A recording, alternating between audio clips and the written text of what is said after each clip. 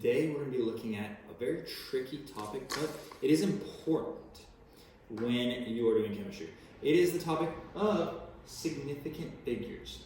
And so the reason why we use significant figures is to keep track of the precision level of our measurements. We need to know how precise our measurements are, and if we use calculations, we need that precision level to factor in to our answers. So that's what sig figs is all about, or significant figures are all about.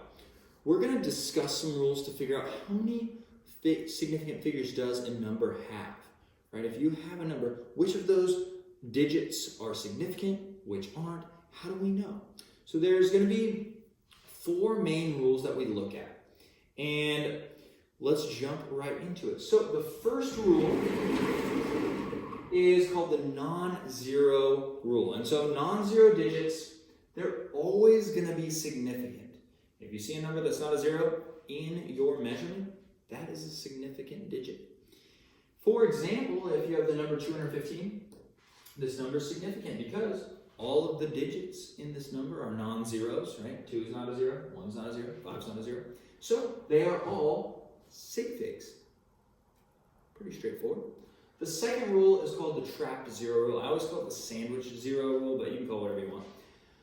So what this says is that every trapped zero is significant. That means it matters.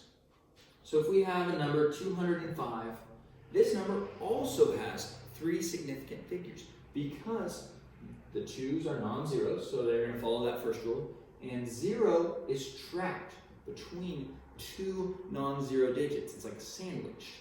So that 0 is significant. So this number 205 has 3 sig figs. Okay?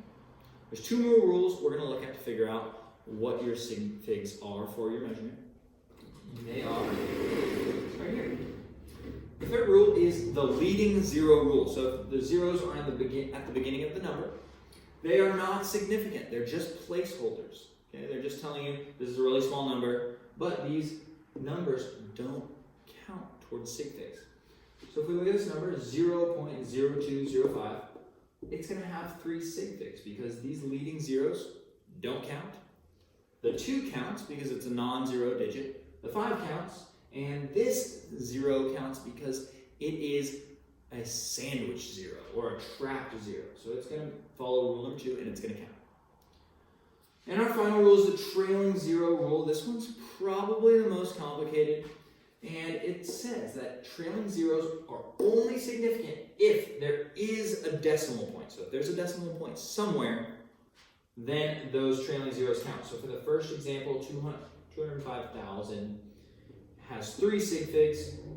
These 3 count, but these 3 trailing zeros don't count because there's not a decimal point shown. But 205,000 with a decimal point has 6 significant figures because these trailing zeros now count since there's a decimal point.